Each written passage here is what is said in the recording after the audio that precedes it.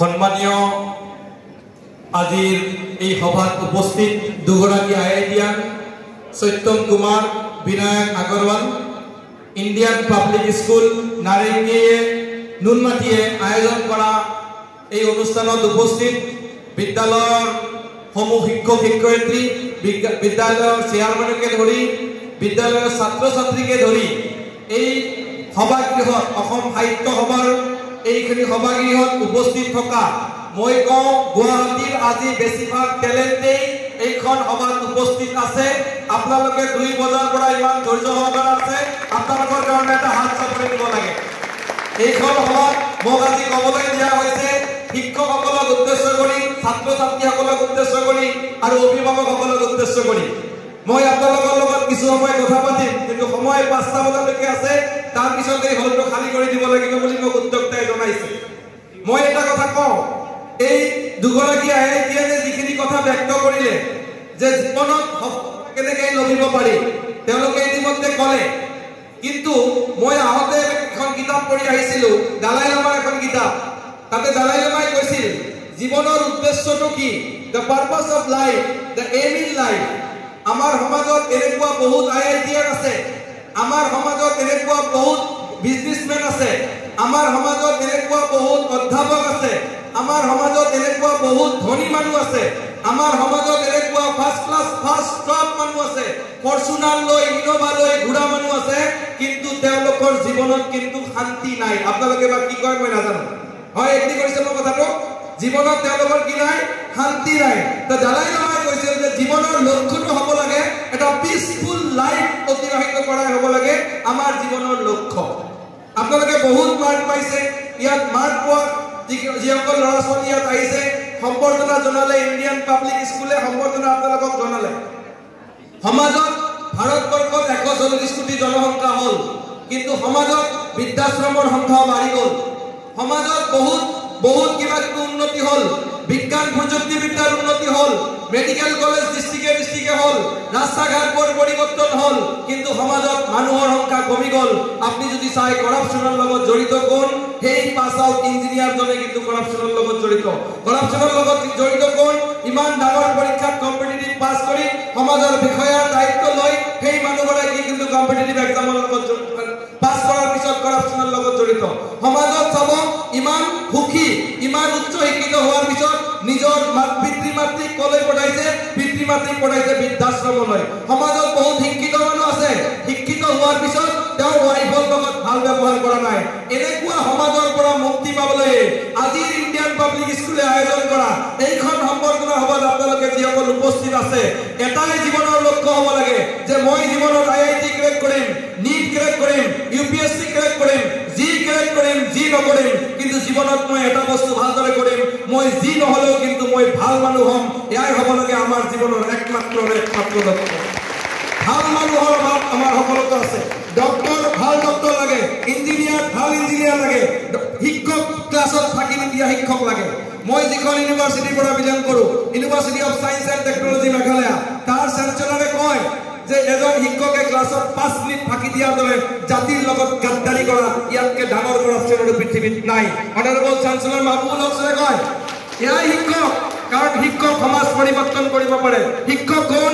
শিক্ষক হ'ল জাতিৰ মেৰুদণ্ড। শিক্ষক কোন? শিক্ষক হ'ল যিজন এজন বাচ্চাক সৰুৰ পৰা কি কৰে?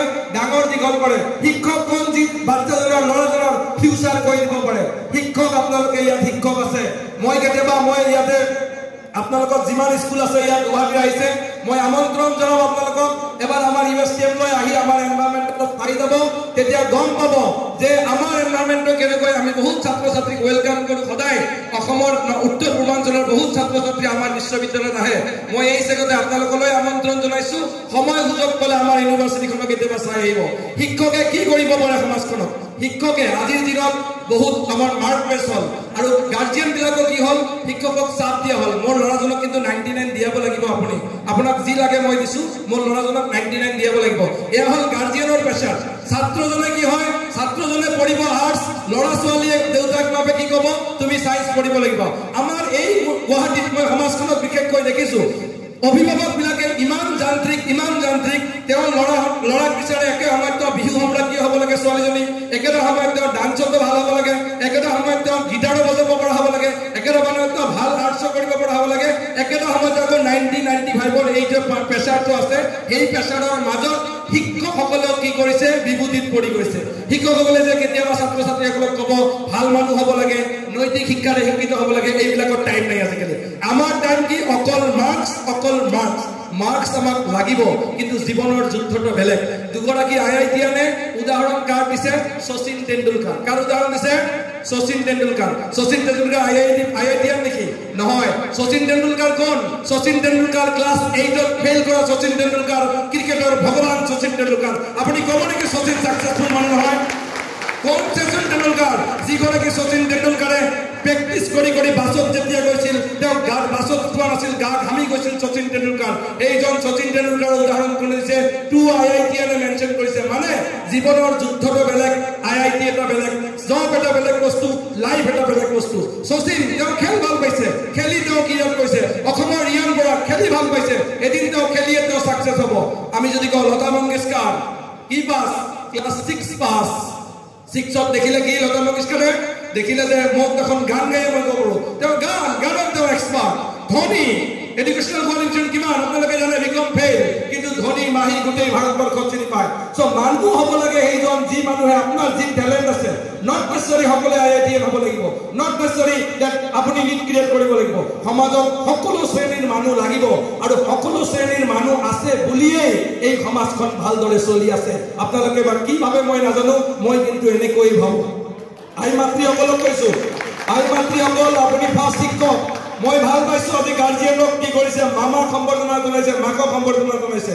মই ভাল পাইছোঁ ইণ্ডিয়ান পাব্লিক স্কুল অহা বছৰ 20 বছৰ সম্পূৰ্ণ কৰিব, মই অভিনন্দন জনাইছোঁ। ইণ্ডিয়ান পাব্লিক স্কুলৰ সকলোবিলাক কৰ্মকৰ্তা, ইণ্ডিয়ান পাব্লিক স্কুলৰ সকলো শিক্ষক শিক্ষয়িত্ৰীক মই অভিনন্দন জনাইছোঁ।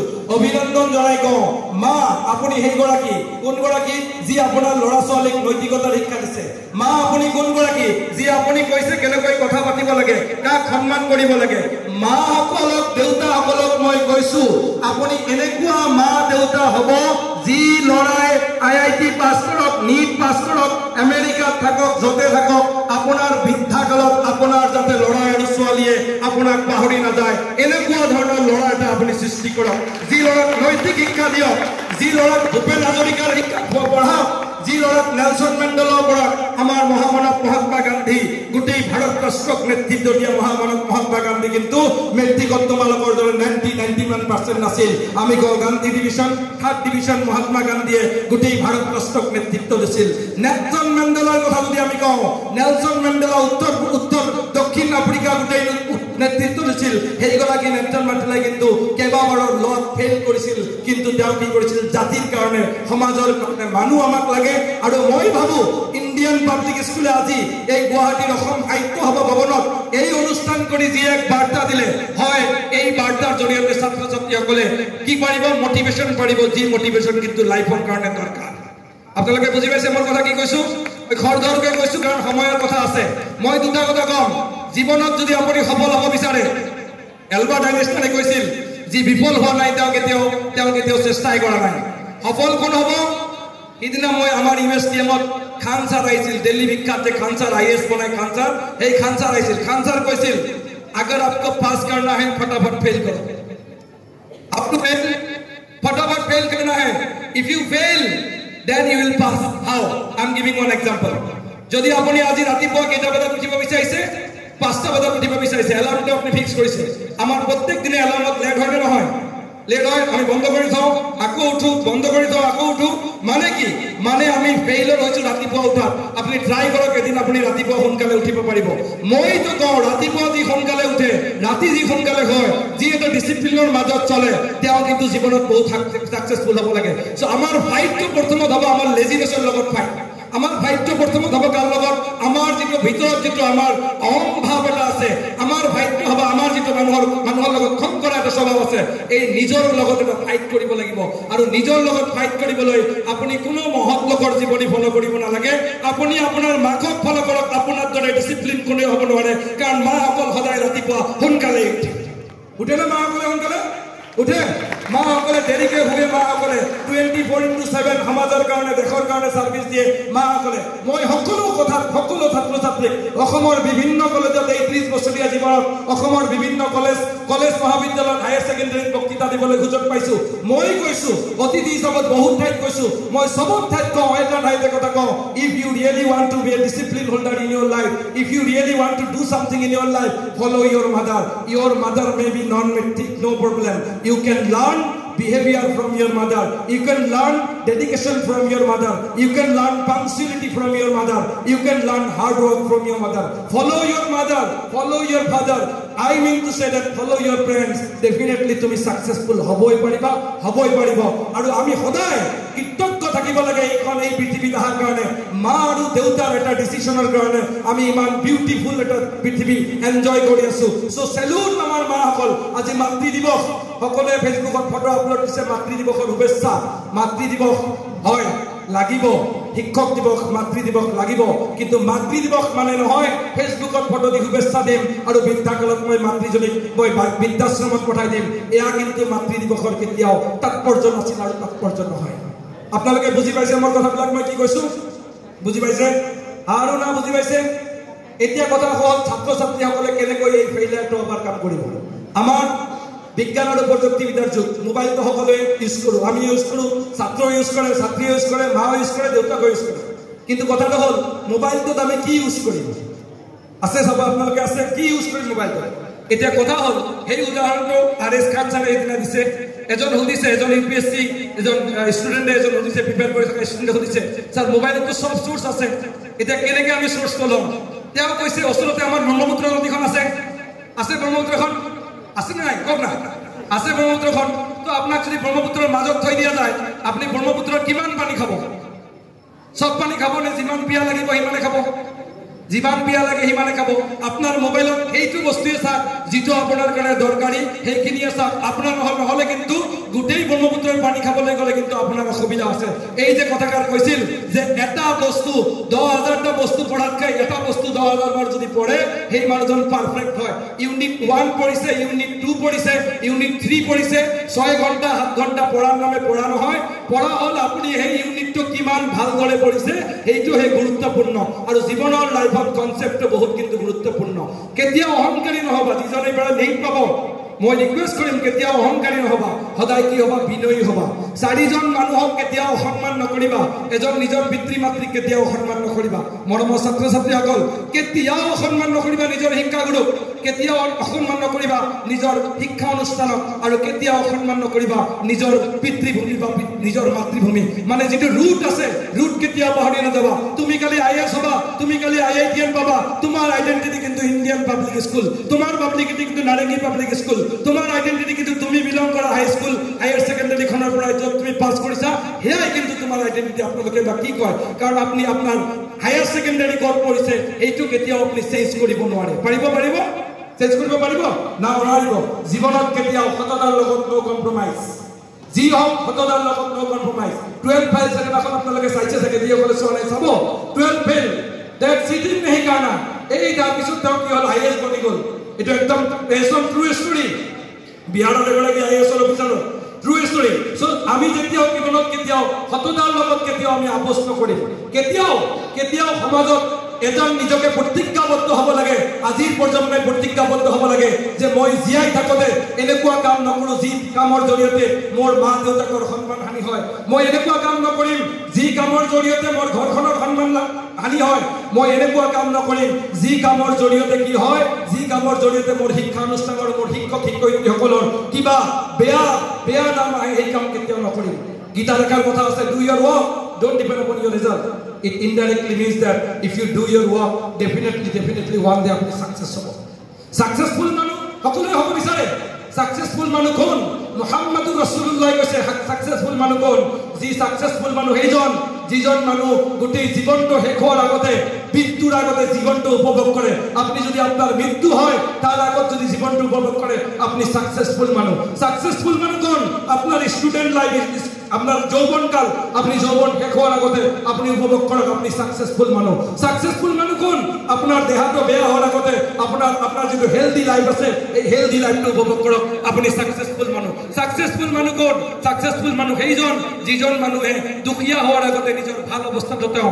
সাকসেস কৰে উপভোগ কৰে মই হেক দুটামান কথা কম জীৱনত যদি সাকসেসফুল হয় প্ৰতিটো কামে ভাবিব লাগিব মোৰ কাৰণে হেক কাম মই এতিয়া ভাষণ দিছো মই নিজকে এনেকৈ ভাবিছো এয়াই হ'ব পাৰে মোৰ জীৱনৰ হেক ভাষণ কালি দেখা নহ'ব পাৰে কাৰোবাৰ লগত কিন্তু যদি আপনি ভাবে লাস্ট কাম মতে করেন আপনি প্রে করেছে আপনি মন্দিরত গৈছে আপনি নামাজ পড়িছে ভাবক এয়া আমার জীবনের লাস্ট প্রেয়ার এই প্রেয়ারটো পারফেক্ট হব আপনি ভাত খাইছে ভালকে ভাত খাও ভালকে কেনেকে ভাত খাবো একদম ভালকে খাও এই খাওয়াটো লাস্ট খানা আপনি খৰধৰ নকৰিব দুটা কাম একেলগে নকৰিব আমাৰ এটা অভ্যাস আকো খাই থাকো মোবাইলত টিপি থাকো লৰাৰ লগত কথা পাতি থাকো আকৌ মোবাইলত টিপি থাকো লেকচাৰ এটা শুনিছো মোবাইলত টিপি থাকো মই কওঁ ন দুটা কাম একেলগে কৰিলে কেতিয়াও নহয় তুমি মোবাইল যদি টিপু আছে মোবাইল কোৱা দেউতাৰ লগত কথা পাতি আছে দেউতাৰ লগত কথা পাতা উইথ ডিউ ৰেসপেক্ট সকলোকে যাৰ যিমান সন্মান সেই সন্মান মতে কথা পাতিবা নেতিবাচক কেতিয়াও নহবা তোমাৰ লগৰ এজনে নিট এইবাৰ পাব পাৰে তুমি অহা বছৰ পাবা